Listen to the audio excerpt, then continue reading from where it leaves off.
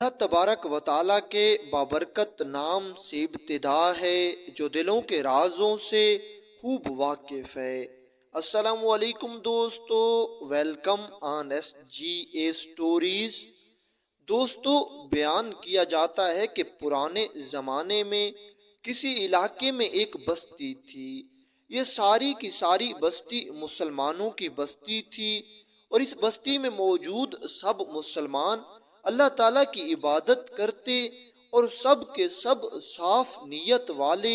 اور اچھے دل کے مالک تھے۔ ان مسلمانوں کی بستی میں اتحاد، سلوک، محبت اور پیار بھی تھا، اور یہ آپس میں مل کر رہتے تھے۔ اب جس جگہ یہ مسلمانوں کی بستی تھی، اس بستی کے قریب سے ایک بڑا دریا گزرتا تھا۔ دریا کی روانی دیکھ کر خدا کی قدرت یاد آتی تھی۔ اتنا بڑا دریا تھا کہ دریا کو پار کرنا کوئی آسان کام نہیں تھا، کیونکہ یہ پرانے زمانے کا واقعہ ہے۔ اس وقت کشتیاں اتنا زیادہ عام نہیں تھیں۔ اگر کسی ملک میں کشتی کا وجود تھا بھی صحیح، تو وہ اس ملک کے بڑے بڑے شہروں میں ہوتی تھیں۔ چھوٹے چھوٹے گاؤں یا چھوٹی چھوٹی بستیوں میں ان جیسی سہولیات کا وجود نہیں تھا۔ اب اس دریا کے دوسری طرف جو بستی تھی، اس بستی کے حالات خراب تھے۔ اس بستی میں اگرچہ مسلمانوں کی اکثریت تھی، لیکن اس بستی میں کچھ غیر مسلم، کچھ ہندو بھی رہتے تھے۔ اب یہ غیر مسلم اگرچہ تعداد میں تھوڑے تھے، لیکن دولت مند اور طاقتور تھے۔ اس لیے اقلیت ہونے کے باوجود یہاں پر غیر مسلم لوگوں کی حکومت تھی، اور ان کا حکم چلتا تھا، اور ان کے اسی اتحاد اور سلوک کی وجہ سے یہاں کے ہندو اگرچہ اقلیت میں تھے، پھر بھی مسلمانوں پر غالب تھے، اور دوسری طرف مسلمان انتشار کا شکار تھے، آپس میں لڑتے تھے، آپس میں حسد پالی ہوئی تھی۔ اس وجہ سے ہمیشہ مسلمان مغلوب ہی رہے، کیونکہ یہ پرانا دور تھا۔ اس لیے سمندر سے دوسری طرف کیا ہو رہا ہے، کسی کو اس بارے میں کچھ خبر نہیں تھی۔ کوئی نہیں جانتا تھا کہ سمندر کے دوسری طرف بھی ایک مسلمانوں کی بستی ہے، اور وہاں کے مسلمان اپنی آزادی کے ساتھ اور اپنی مرضی کے ساتھ عبادت کر سکتے ہیں، اور وہاں مسلمانوں کی حکومت ہے۔ اس لیے ان لوگوں نے اب اس بات کو اپنی قسمت سمجھ لیا تھا کہ اب مسلمانوں کو ہمیشہ کے لیے یہیں رہنا ہے، اور اسی پنڈت کے زیر سایہ زندگی گزارنی ہے، کیونکہ یہ پنڈت ہندوؤں کے ساتھ تو بہت اچھا تھا، ہندوؤں کی تو ہمیشہ مدد کرتا تھا، لیکن مسلمانوں کے خلاف تھا۔ یہ ہندو پنڈت اپنے ہندوؤں کو ہمیشہ خوش رکھتا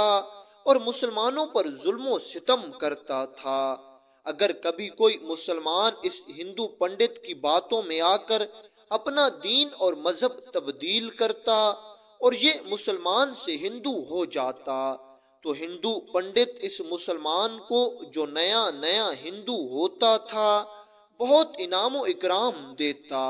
اور اس کو ایک شاہی زندگی گزارنے کا موقع بھی دیتا، کیونکہ وہ جانتا تھا کہ اگر میں نے انہیں اس طرح خوش نہ رکھا تو یہ دوبارہ اپنے مذہب اسلام میں واپس جا سکتے ہیں۔ اس لیے لوگوں کو یہ دولت کا لالچ دے کر اپنے مذہب پر قائم رکھتا، کیونکہ اس کے پاس دولت کافی ساری تھی۔ اس لیے یہ دولت کے بل بوتے پر مسلمانوں کو ہندو بنا رہا تھا۔ دوسری طرف جتنے بھی مسلمان ہندو ہوئے تھے، وہ سب کے سب خوش ہو گئے تھے۔ ان سب کی زندگی بڑے اچھے انداز سے گزر رہی تھی۔ اس وجہ سے یہ مسلمان جو غریب تھے اور جن پر ظلم و ستم روزانہ کی بنیاد پر ہوتا تھا، یہ آہستہ آہستہ اس ہندو پنڈت کی باتوں میں آتے گئے، اور اس ہندو پنڈت کے دولت کے دیے ہوئے لالچ میں آ کر آہستہ آہستہ مسلمان سے ہندو ہوتے گئے۔ اب کچھ مسلمان ایسے بھی تھے جو ظلم و ستم برداشت کرنا جانتے تھے، اور انہیں دولت کا کوئی لالچ نہیں تھا۔ وہ بس اللہ تعالیٰ کی ذات کا شکر ادا کرتے اور صبر سے زندگی گزار رہے تھے۔ اور انہوں نے پنڈت کی ساری پیشکش ٹھکرا دی کہ اگر تو جتنا بھی ہمیں انعام دے، ہم ہندو ہونے والے نہیں۔ تو ان لوگوں کا مذہب توڑنے کے لیے، ان لوگوں کو اپنے مذہب میں شامل کرنے کے لیے اس ہندو پنڈت نے ایک اور طریقہ آزمایا۔ اب یہ ہندو پنڈت یہ کرتا کہ یہ اپنے ہاتھ سے پتھر اور مٹی کے بت بناتا اور پھر یہ ان بتوں پر کچھ جادو کرتا، اور جادو کے زور سے یہ پنڈت ان بتوں میں ایک خاص طرح کی آواز پیدا کرتا۔ پھر یہ پنڈت اپنے جادو کے اثر سے ان بتوں سے یہ کہلواتا تھا، معاذ اللہ مسلمان خسارے میں ہیں اور وہ لوگ فائدے میں ہیں جو ہندو مذہب کو مانتے ہیں اور ہندو ہیں۔ اب یہ ہندو پنڈت ہفتے کے ایک خاص دن کو بڑا میلہ لگواتا، اور اس میلے میں ہندو لوگوں کے ساتھ ساتھ مسلمان بھی شامل ہوتے۔ پھر یہ ان سب لوگوں کے سامنے اپنے وہی جادو کے بنے ہوئے بت رکھ دیتا، اور سب لوگوں کے سامنے ان بتوں میں سے آواز آتی، یہ پنڈت جو کہتا ہے اس کی بات مان لو۔ جو شخص اس پنڈت کی بات مانے گا اور اس کو اپنا سردار تسلیم کرے گا، وہ فائدے میں رہے گا۔ ان پتھر کے بتوں سے یہ آواز سن کر کمزور ایمان والے لوگ فوراً ڈگمگا جاتے اور وہ اس ہندو پنڈت کی باتوں میں آ جاتے، اور وہ بھی اسلام چھوڑ کر غیر مسلم ہو جاتے اور بتوں کی پوجا کرنے لگ جاتے۔ اس ہندو پنڈت کا یہ دعویٰ تھا کہ میں جو چاہوں کر سکتا ہوں، دیکھو میں نے اپنی طاقت سے پتھر کو زبان دے دی ہے، اس لیے جو بات میں کہتا ہوں وہ مان لو۔ جو شخص میری بات نہیں مانے گا میں اسے مار دوں گا اور اسے جینے نہیں دوں گا۔ اب بہت سارے مسلمان دولت کے لالچ کی وجہ سے، بہت سارے مسلمان اس ہندو پنڈت کے ان بتوں کی جادوئی آواز کی وجہ سے، اور بہت سارے مسلمان اس ہندو پنڈت کے ڈر کی وجہ سے اسلام چھوڑ کر اس پنڈت کے مذہب یعنی ہندو ہو گئے۔ وہ بستی جہاں پہلے مسلمانوں کی اکثریت تھی اور ہندو اقلیت میں تھے،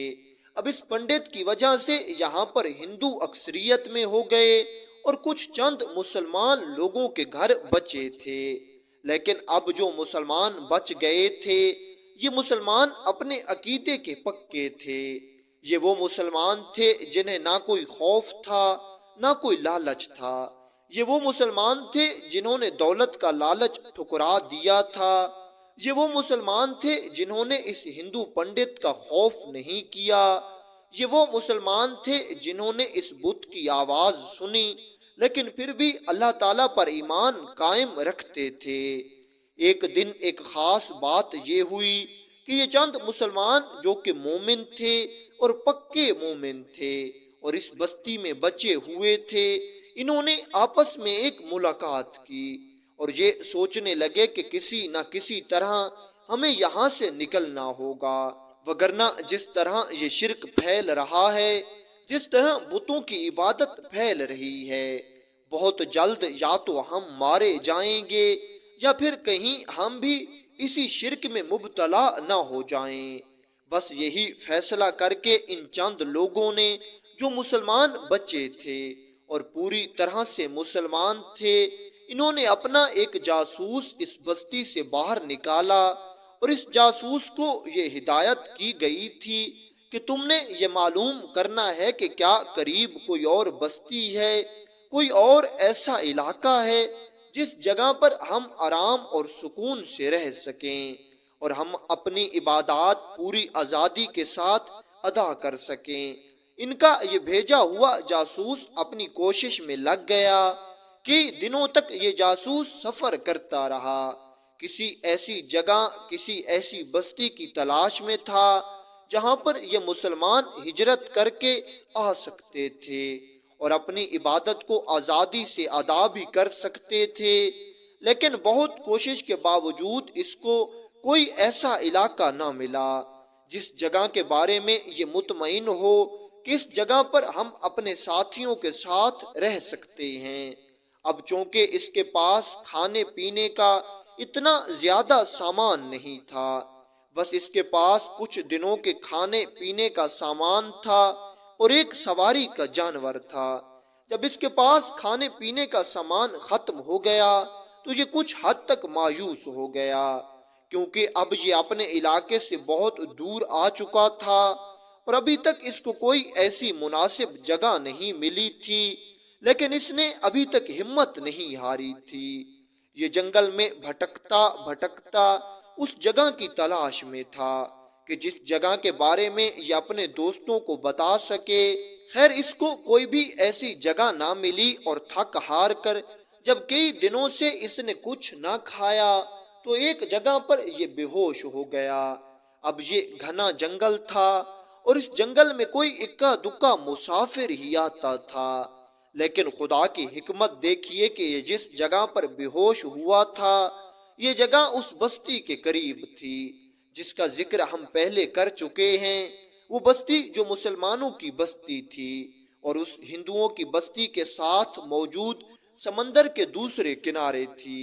क्योंकि ये जासूस समंदर की तरफ नहीं गया था, ये किसी दूसरे इलाके की तलाश में था,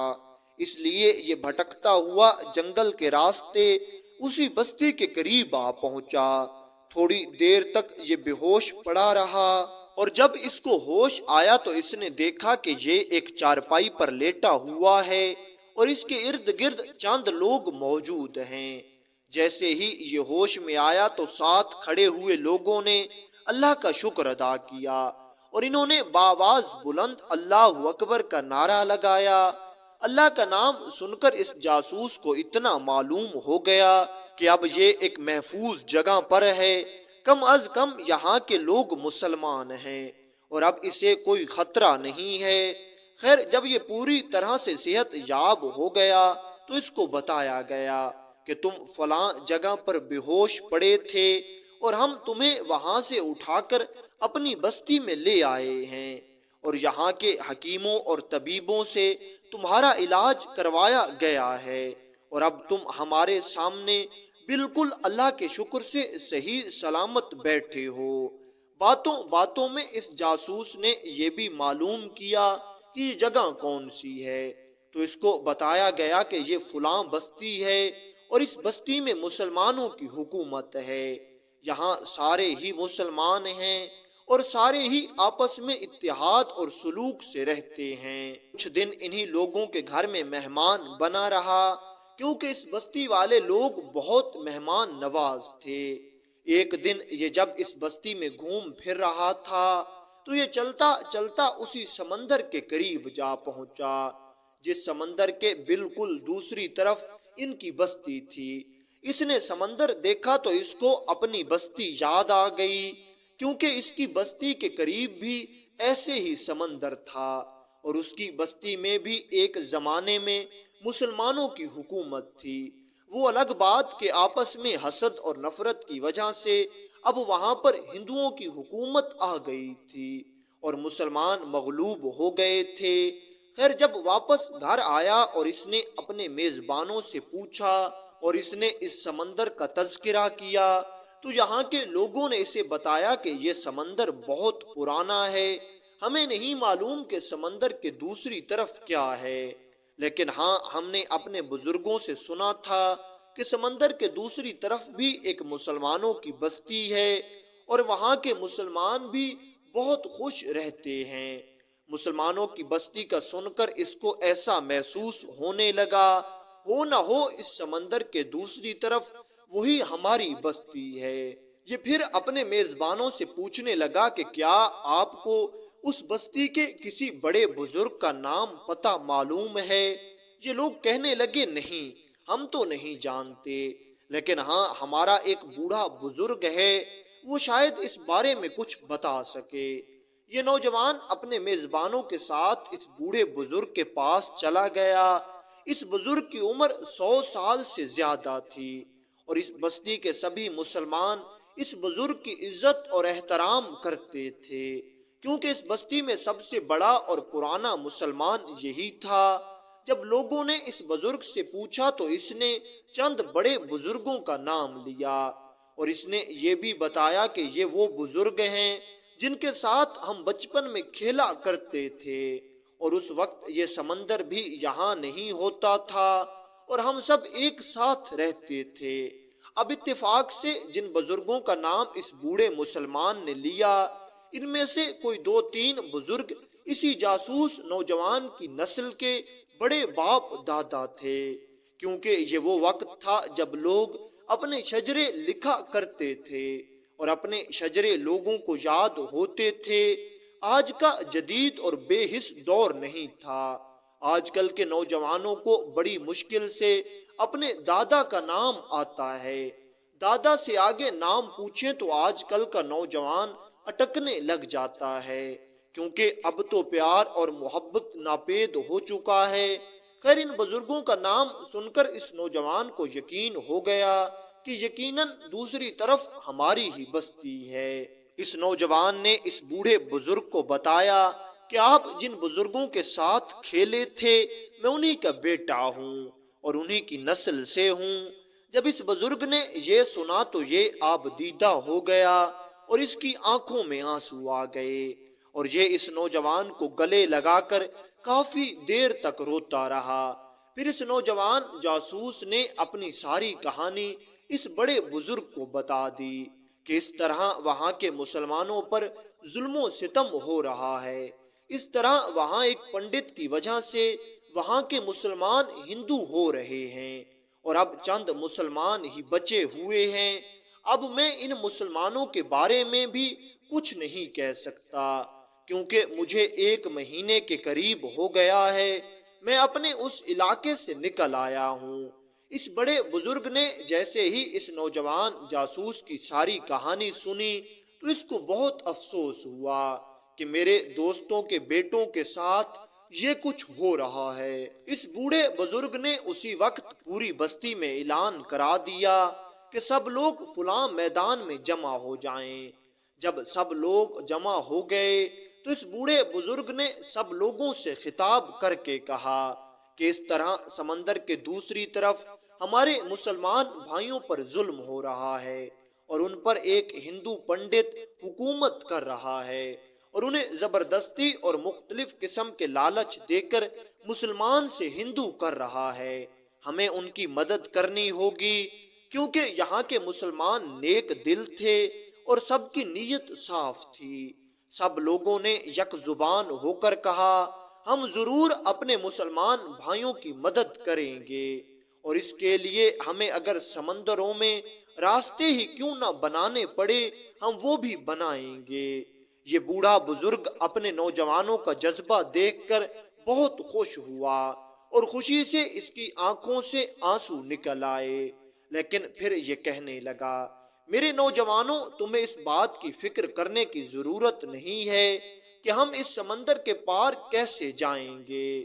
دوسری طرف ہم کیسے پہنچیں گے، کیونکہ میں ایک ایسی جگہ کو جانتا ہوں جہاں سے دوسری طرف جانے کا راستہ ہم آسانی سے معلوم کر سکتے ہیں۔ جب نیا نیا سمندر یہاں سے گزرا تھا تو اس وقت جب ہم علیحدہ ہوئے تھے تو ہم نے ایک خفیہ راستہ بنایا تھا۔ اس راستے کی مدد سے ہم ایک دوسرے کو ملتے تھے اور پھر واپس آ جاتے تھے۔ وہ تو وقت گزرنے کے ساتھ ساتھ وہ راستہ کہیں گم ہو گیا ہے اور ہمارا آپس میں رابطہ بھی ختم ہو گیا ہے، لیکن ہاں مجھے کچھ اندازہ ہے کہ وہ راستہ کس جگہ ہو سکتا ہے۔ اگر آج بھی ہم اللہ تعالیٰ کی ذات پر بھروسہ کر کے اس جگہ پر جا کے اس راستے کو ڈھونڈیں تو مجھے یقین ہے کہ اللہ تعالیٰ ہماری مدد ضرور کرے گا اور ہم بہت جلد اس راستے کو ڈھونڈ لیں گے اور اس راستے کے ذریعے اپنے مسلمان بھائیوں کی ضرور مدد کر سکیں گے۔ یہ مسلمان نوجوان جاسوس بہت خوش تھا کہ اب بہت جلد یہ اپنے علاقے والوں سے ملے گا، اپنے بیوی بچوں سے ملے گا اور اپنے مسلمان بھائیوں کو خوشخبری سنائے گا۔ اور یہ مسلمان نوجوان یہ بھی دیکھ کر خوش تھا کہ یہاں کے علاقے کے لوگ آپس میں کس پیار اور محبت سے رہتے ہیں، اس وجہ سے یہ اتنے کامیاب ہیں۔ خیر بستی والوں میں ایمان کا جذبہ تھا، سب مسلمان نوجوان اس بزرگ کے پیچھے پیچھے چلنے لگے اور یہ بزرگ انہیں سمندر کے ایک کنارے پر لے گیا۔ اس بزرگ نے انہیں بتایا کہ اس جگہ سے لے کر فلاں جگہ تک اس راستے کے ہونے کے امکانات بہت زیادہ ہیں، آپ سب لوگ اس جگہ پر تلاش کریں، کہیں کوئی پرانی غار، کہیں کسی پہاڑ کی اوٹ میں وہ راستہ ضرور ملے گا۔ یہ مسلمان نوجوان لگ گئے اور پوری بستی باہر نکل آئی، حتیٰ کہ زنانیوں کے گروپ بھی اس نیک کام میں شریک ہو گئے۔ پورا دن یہ پوری بستی اس راستے کو تلاش کرتی رہی، اس راستے کو ڈھونڈتی رہی، اور آخر کار ان کی محنت کامیاب ہوئی اور اللہ تعالیٰ نے کامیابی دی اور ان لوگوں نے وہ راستہ ڈھونڈ لیا۔ جب اس بستی سے اس بستی تک کا راستہ بن گیا تو اس بستی والوں نے اس نوجوان کو واپس بھیجا تاکہ تم اپنے شہر میں جا کر اپنے لوگوں کو خوشخبری دو کہ اب تمہیں پریشان ہونے کی ضرورت نہیں ہے، اب بہت جلد ہم اس پنڈت کے ظلم سے نجات پا لیں گے۔ اب کیونکہ یہ نوجوان جاسوس اس جگہ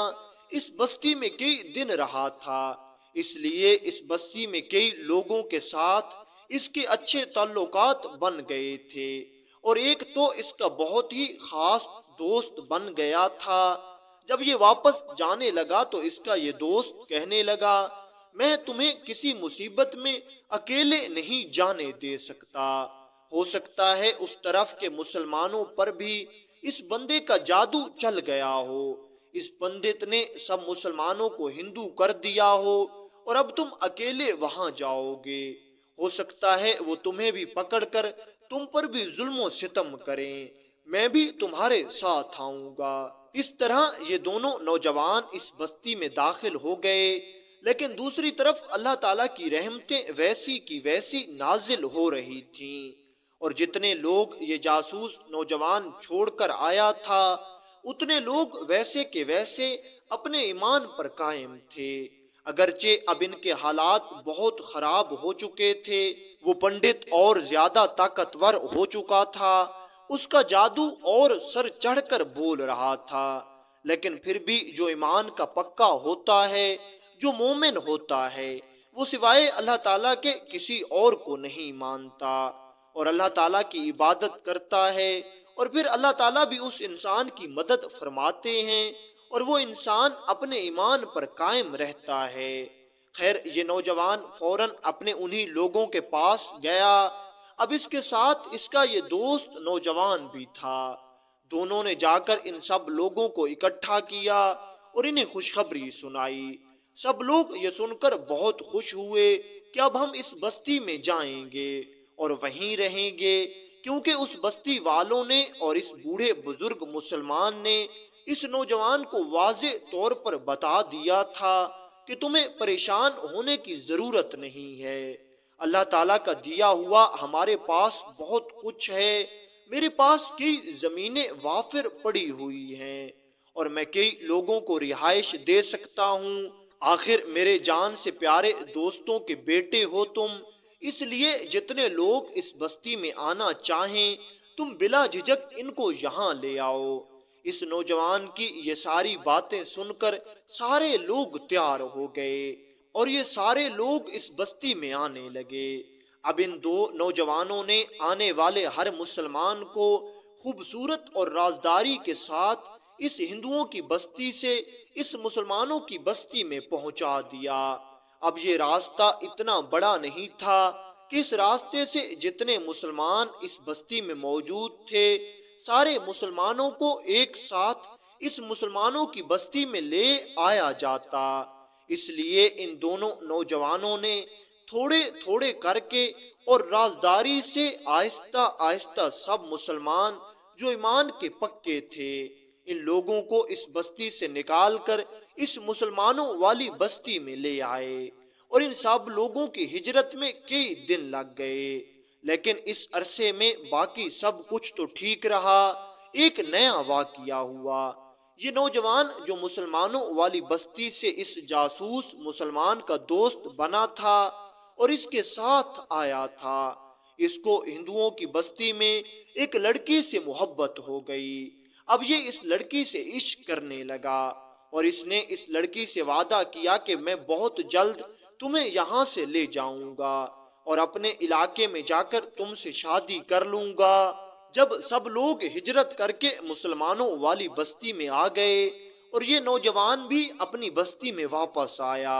اور جب سب لوگوں کو رہائش دی گئی اور سب لوگ سکون سے رہنے لگے، تو ایک دن یہ نوجوان اپنے اسی بوڑھے بزرگ کے پاس گیا اور اس کو ساری بات بتا دی کہ کس طرح مجھ کو اس ہندوؤں کی بستی میں ایک لڑکے سے محبت ہو گئی ہے۔ اب آپ مجھے بتائیں کہ میں آگے کیا کروں؟ کیا وہ لڑکی میرے حق میں بہتر رہے گی؟ کیا میں اس سے حق نکاح کر لوں؟ اس بزرگ نے کہا کہ اگر وہ مسلمان ہے تو اس سے نکاح کرنے میں کوئی عیب نہیں، تو اس سے بے جھجک ہو کر نکاح کر لے اور اس کو اپنی بیوی بنا لے، لیکن ہاں ایک بات یاد رکھنا، جب بھی کچھ عجیب بات ہو تو مجھے ضرور بتانا، کیونکہ وہ ہندوؤں کی بستی سے آ رہی ہے، اس لیے ہم اس پر آنکھیں بند کر کے اعتبار نہیں کر سکتے۔ اس نوجوان کی سمجھ میں بات آ گئی کہ اس کا بڑا بزرگ اس کو کیا سمجھانا چاہ رہا ہے۔ یہ سمجھدار تھا اور اس نے بڑے بزرگ سے اجازت لی اور واپس اپنے گھر آ گیا۔ اب اس نے ایک خاص دن مقرر کیا ہوا تھا کہ فلاں دن میں جا کر اس لڑکی کو اسی خفیہ راستے سے اپنی بستی میں لے آؤں گا اور پھر اس سے نکاح کر کے اس کو اپنے پاس رکھوں گا۔ ادھر دوسری طرف جب اس پنڈت کو اپنے جادو کے ذریعے اس بات کی خبر ہوئی کہ یہاں کے مسلمان لوگ ہجرت کر کے کہیں چلے گئے ہیں اور اب وہ مسلمان یہاں پر نہیں رہے جن پر پہلے ظلم و ستم کیا جاتا تھا، تو اس نے فوراً اپنے سب لوگوں کو ہوشیار کر دیا، لیکن کہیں سے کچھ خبر نہ ملی۔ آخر وہ مسلمان گئے تو گئے کہاں، کیونکہ اس دوسری ہندوؤں کی بستی میں کوئی بھی شخص ایسا نہیں تھا جس کو اس خفیہ راستے کے بارے میں کچھ خبر ہو۔ خیر ایک دن اس پنڈت نے اعلان کر دیا کہ میں تم سب لوگوں سے یہ پوچھنا چاہتا ہوں کہ کیا کوئی ایسا نیا بندہ آپ لوگوں نے اس بستی میں دیکھا ہے جو پہلے اس بستی میں موجود نہیں تھا، تو کچھ دنوں کے لیے اس بستی میں آیا ہو اور پھر چلا گیا ہو۔ کافی تلاش کے بعد کچھ لوگوں نے اس بات کی گواہی دی کہ ہاں ہم نے ایک نوجوان شخص کو اپنی بستی میں دیکھا تھا، لیکن ہم نے اسے تاجر سمجھا اور ہم نے اس کو اتنی سنجیدگی سے نہیں لیا، اور ساتھ میں کسی نے یہ بھی گواہی دی کہ میں نے ایک بار اس نوجوان شخص کو فلاں لڑکی کے ساتھ بھی دیکھا تھا، شاید وہ لڑکی اس بارے میں ہمیں کچھ مزید بتا سکے۔ بس پھر کیا تھا، اس ہندو پنڈت کے حکم کے مطابق اس لڑکی کو اس پنڈت کے سامنے پیش کیا گیا۔ اس ہندو پنڈت نے اس لڑکی سے اس نوجوان کے بارے میں پوچھا تو یہ گھبرا گئی اور یہ ڈر گئی۔ دوسری طرف یہ ہندو پنڈت بھی بڑا سمجھدار تھا، یہ اس لڑکی کا چہرہ دیکھ کر سمجھ گیا کہ اس کو کچھ نہ کچھ تو ضرور معلوم ہے۔ اس نے اس لڑکی کو اکیلے میں اپنے محل میں بلایا اور یہ اس لڑکی کو ڈرا دھمکا کر اس سے پوچھنے لگا، لیکن اس لڑکی نے کچھ بھی نہیں بتایا اور اس نے اس نوجوان سے لا علمی کا اظہار کیا۔ لیکن یہ پنڈت جانتا تھا کہ یہ آخری کڑی ہے جس کے ذریعے مجھے کچھ خبر مل سکتی ہے۔ اس پنڈت نے بہت کوشش کی لیکن یہ لڑکی نہ مانی۔ آخر اس پنڈت نے اس لڑکی کو لالچ دیا اور یہ کہنے لگا اگر تم مجھے اس نوجوان کے بارے میں کچھ بتا دو گی تو میں تمہیں اپنی بیٹی بنا لوں گا، اپنے محل میں رکھوں گا اور اس طرح تمہاری باقی زندگی بڑے سکون سے گزرے گی۔ جیسے ہی اس لڑکی نے یہ سنا کہ یہ پنڈت مجھے اپنی بیٹی بنا لے گا، اپنے مال و دولت میں رکھے گا اور اپنے محل میں مجھے جگہ دے گا، اور اس وجہ سے محل میں موجود تمام خادم اور تمام نوکر میرے ساتھ رہیں گے، میری خدمت کریں گے، تو یہ لالچ میں آ گئی اور اس نے لالچ میں آ کر ساری بات اس پنڈت کو بتا دی کہ اس طرح واقعہ ہوا ہے اور بہت جلد وہ نوجوان مجھے لینے کے لیے واپس آئے گا۔ کیونکہ اس پنڈت کو اب اس خفیہ راستے کا علم نہیں تھا، اس لیے اس نے انتظار کرنا مناسب سمجھا، اور اس نے اس لڑکی کو سمجھایا کہ جب وہ تمہیں لینے آئے تو تم نے ویسا ہی کرنا ہے جیسا میں تمہیں بتا رہا ہوں۔ پھر اس پنڈت نے ایک ترکیب اس لڑکی کو سمجھا دی اور اس لڑکی نے بھی حامی بھر لی کہ جب وہ نوجوان مجھے لینے آئے گا تو میں بالکل ایسا ہی کروں گی۔ کچھ دنوں کے بعد دوسری طرف یہ مسلمان نوجوان اپنے اس بڑے بزرگ سے اجازت لے کر اس لڑکی کو لینے کے لیے اسی خفیہ راستے سے اس گاؤں میں واپس آ گیا، اور اس نے اس لڑکی کو کہا کہ آؤ، اب میں تمہیں لینے آیا ہوں، تم میرے ساتھ آؤ اور میری بستی میں آؤ، میرے علاقے میں آؤ، اب ہم اپنے علاقے میں سکون سے رہیں گے۔ یہ لڑکی کہنے لگی ہاں ٹھیک ہے، میں تمہارے ساتھ آنے کے لیے تیار ہوں، لیکن ایک چھوٹی سی مشکل ہے، ایک چھوٹی سی پریشانی ہے۔ اس نوجوان نے پوچھا وہ بھلا کیا؟ یہ لڑکی کہنے لگی اصل میں تم جانتے ہو کہ یہاں کا سردار ہندو پنڈت ہے اور وہ یہاں پر مسلمانوں پر ظلم و ستم کرتا ہے۔ اب اس علاقے میں میرا اور تو کوئی نہیں ہے، لیکن میرا ایک بوڑھا باپ ہے۔ میں جانتی ہوں کہ اگر میں اپنے بوڑھے باپ کو چھوڑ کر تمہارے ساتھ تمہاری بستی میں چلی گئی تو پیچھے میرے بوڑھے باپ پر یہ ہندو پنڈت ظلم و ستم کرے گا۔ اس نوجوان نے جیسے ہی یہ سنا تو یہ کہنے لگا ہم تمہارے بوڑھے باپ کو بھی ساتھ لے جاتے ہیں، ویسے بھی ہم یہاں کے مسلمانوں کو، وہ مسلمان جن پر یہ ہندو پنڈت ظلم و ستم کرتا ہے، ان کو اپنے علاقے میں اچھی طرح سے رہائش دے رہے ہیں۔ یہ لڑکی کچھ دیر جھوٹ موٹ کا انکار کرنے کے بعد اس بات کے لیے راضی ہو گئی کہ اب میں اپنے بوڑھے باپ کے ساتھ تمہارے ساتھ آؤں گی۔ اب اس لڑکی نے اس نوجوان شخص کو جو شخص بتایا کہ یہ میرا باپ ہے وہ کوئی اور نہیں تھا بلکہ وہی ہندو پنڈت جادوگر تھا۔ اس جادوگر پنڈت نے مسلمانوں کا لباس پہنا اور مسلمانوں کا حلیہ بنا کر اس لڑکی اور لڑکے کے ساتھ اس مسلمانوں کی بستی میں آ گیا۔ یہاں آ کر اس نوجوان نے چپکے سے اس لڑکی کے ساتھ نکاح کر لیا اور پھر ایک ساتھ رہنے لگے۔ ساتھ میں اس نے یہ ساری بات جا کر اس بوڑھے بزرگ کو بتائی کہ میاں اس طرح میں اس لڑکی کو لے آیا ہوں اور ساتھ میں اس کا بوڑھا باپ بھی ہے اور اب وہ بھی ہمارے ساتھ رہ رہا ہے، میں اس کے بوڑھے باپ کو وہاں پر اکیلا نہیں چھوڑ سکتا تھا۔ یہ بوڑھا بزرگ مسلمان یہ سن کر بہت خوش ہوا اور اس نوجوان کو شاباش دینے لگا، یہ تو تم نے بہت اچھا کام کیا ہے، اس طرح تم ایک بے سہارا کو سہارا بھی دو گے۔ جب تم اللہ کی رضا کی خاطر کسی مسلمان کی مدد کرو گے تو اللہ تعالیٰ تم سے ضرور خوش ہوگا۔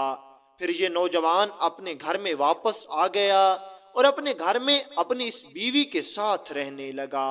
اب دن گزر رہے تھے لیکن ایک خاص بات یہ تھی کہ اس پنڈت نے ایک کام کرنا شروع کر دیا۔ یہ پنڈت سارا دن ایک کمرے میں بیٹھا رہتا اور وہیں بیٹھ کر کچھ پڑھتا رہتا تھا۔ کبھی یہ اس کمرے کے اس کونے سے باہر نہیں نکلا تھا۔ کئی بار اس نوجوان نے اس پنڈت سے ملاقات کرنے کی کوشش کی لیکن ہمیشہ یہ اپنی عبادت میں مشغول ہونے کا بہانہ کرتا۔ بس پھر کیا تھا، اب تو یہ معمول ہو چکا تھا کہ اس پنڈت کو اسی کمرے کے کونے میں کھانا پہنچا دیا جاتا اور وہ اسی کمرے کے کونے میں بیٹھا رہتا۔ جب یہ نوجوان اس لڑکی سے پوچھتا کہ تمہارا باپ اس کونے میں کیوں بیٹھا رہتا ہے اور اس کمرے سے باہر کیوں نہیں نکلتا، تو یہ لڑکی اس نوجوان سے کہتی کہ اصل میں میرا باپ ایک سچا اور پکا مسلمان ہے۔ کئی دنوں سے اور کئی مہینوں سے اس ہندو پنڈت نے ہم پر بہت ہی ظلم و ستم کر رکھا تھا اور ہمیں ہماری عبادت کرنے کی آزادی نہیں تھی، اس وجہ سے میرا باپ صحیح طرح سے عبادت نہیں کر سکتا تھا۔ اب جب وہ اس طرح اپنی آزادی سے اپنی عبادت کر سکتا ہے تو وہ اللہ تعالیٰ کا شکر ادا کر رہا ہے اور اللہ تعالیٰ کی عبادت کر رہا ہے۔ یہ سن کر یہ نوجوان بھی خوش ہو جاتا کہ اس لڑکی کا باپ بہت ہی نیک ہے، اور نیک باپ کی بیٹیاں اکثر نیک ہوتی ہیں، اس لیے اب اس کو کوئی فکر نہیں تھی۔ کچھ عرصہ تو یوں ہی چلتا رہا، پھر ایک دن یہ پنڈت اس کمرے سے اچانک باہر نکلا اور یہ اس نوجوان سے کہنے لگا، میاں میں نے اتنا عرصہ کمرے میں بیٹھ کر عبادت کی ہے اور مجھے ایک بات سمجھ میں آ گئی ہے، ہم مسلمان لوگ راہ ہدایت پر نہیں ہیں اور اصل دین تو کوئی اور ہی ہے، اصل میں خدا تو یہ بت ہیں۔ اتنا کہتے ہی اس ہندو پنڈت نے ان بتوں کی طرف اشارہ کیا جو اس نے اس کمرے میں بیٹھ کر اس لڑکی کی مدد سے بنائے تھے، اور یہ کہنے لگا اگر تمہیں میری بات کا یقین نہیں آتا تو تم خود ان بتوں سے پوچھ لو، یہ تمہیں بول کر بتائیں گے۔ یہ نوجوان جانتا تھا کہ پتھر کے بت کبھی بول نہیں سکتے، لیکن پھر بھی اس نے آگے جا کر اس بت سے پوچھا، بتاؤ تم کیا کہنا چاہتے ہو؟ اس بت نے بول کر صاف صاف الفاظ میں وہی گستاخانہ جملے ادا کیے جو یہ ہندو پنڈت پہلے اپنے جادو کے زور سے پتھر کے بتوں سے کہلوا کر لوگوں کو مسلمان سے ہندو کرتا تھا۔ اس نوجوان نے جیسے ہی یہ سارا ماجرا دیکھا اور اس بت کے منہ سے آواز سنی تو یہ سمجھ گیا کہ یہ ضرور کوئی جادو کا اثر ہے، اور یہ جانتا تھا کہ پوری کائنات کا اکیلا اور واحد مالک و خالق صرف اللہ ہی ہے۔ اس نے صبر و تحمل کا مظاہرہ کیا اور یہ بالکل سکون سے کہنے لگا، اگر میں یہاں سب لوگوں کے سامنے اپنی بستی میں اس بت کو خدا مانتا ہوں تو اس بستی والے مجھے مار ڈالیں گے۔ تم لوگ ایسا کرو کہ تم اسی راستے سے اپنے گاؤں میں چلے جاؤ، میں بہت جلد چھپ چھپ کے اس بات کی تبلیغ کر کے کئی لوگوں کو اسی بستی میں لے آؤں گا،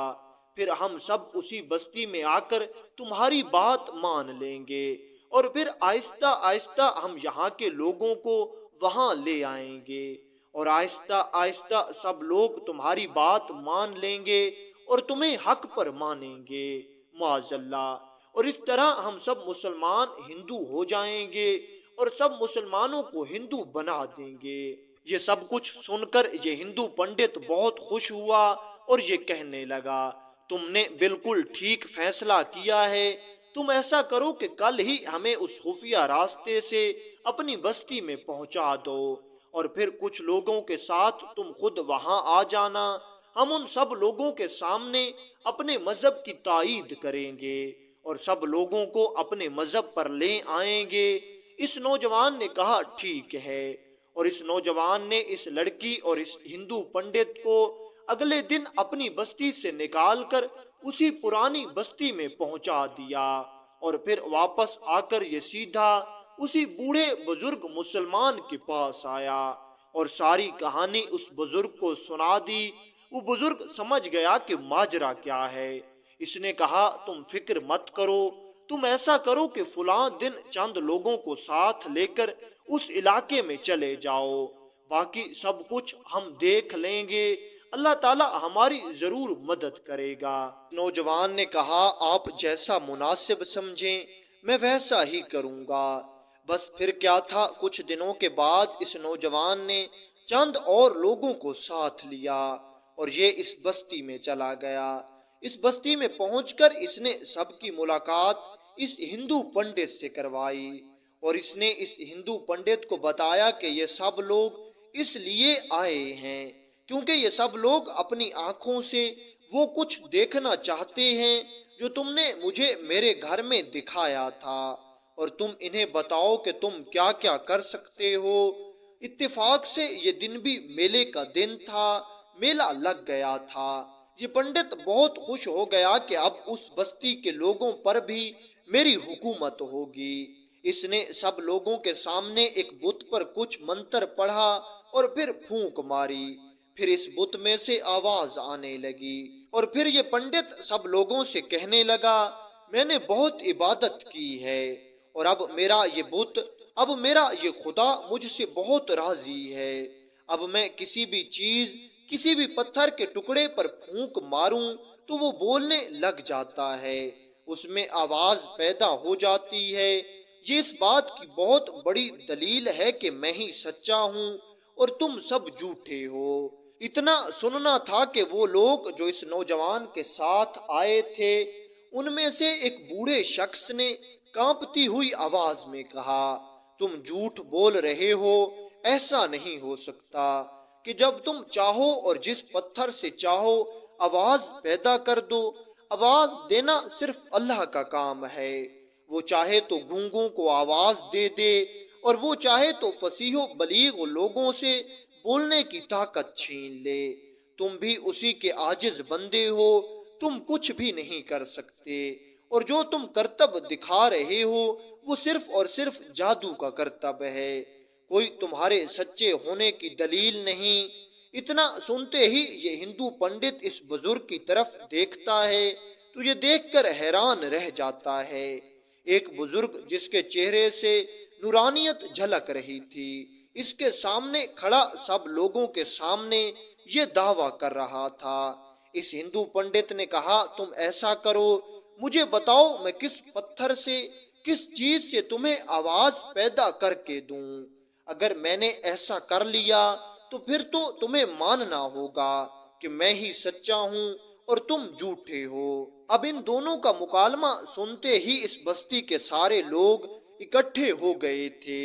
ویسے بھی یہ وہ دن تھا جس دن یہ ہندو پنڈت اپنے علاقے میں میلہ لگاتا تھا، اس وجہ سے اس میلے میں سب لوگ موجود تھے اور سب لوگ دیکھ رہے تھے کہ آج کیا ہو رہا ہے، کیونکہ آج پہلی بار ایسا تھا کسی نے اس پنڈت کے سامنے آ کر اسے للکارا تھا، وہاں کے سب لوگ اس پنڈت سے ڈرتے تھے۔ خیر جیسے ہی اس بزرگ مسلمان نے سنا تو اس نے اس ہندو پنڈت کے ساتھ کھڑی ہوئی اس لڑکی پر پھونک ماری، وہ لڑکی جو اس نوجوان سے شادی کر کے جھوٹ بول کر اس پنڈت کو اپنا باپ بتا کر اس مسلمانوں والی بستی میں آئی تھی۔ اس مسلمان بزرگ کی پھونک کے بعد دیکھتے ہی دیکھتے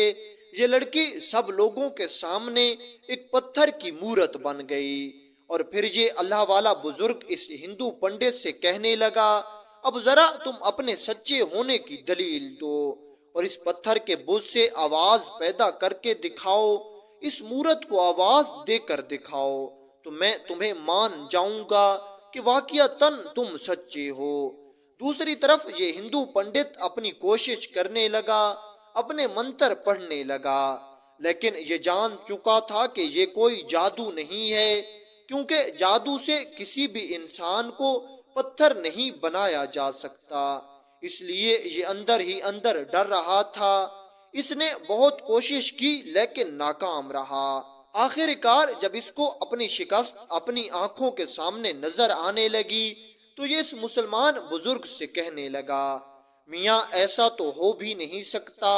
کہ یہ پتھر بولے، کیونکہ یہ پہلے انسان تھا اور اب پتھر بنا ہے، اگر تم اس پتھر میں آواز پیدا کر دو تو پھر میں تمہیں مان جاؤں۔ یہ مسلمان بزرگ کہنے لگا میری کیا اوقات کہ میں کسی بے جان چیز میں آواز پیدا کر دوں، ہاں لیکن میں اتنا جانتا ہوں کہ میرا خدا،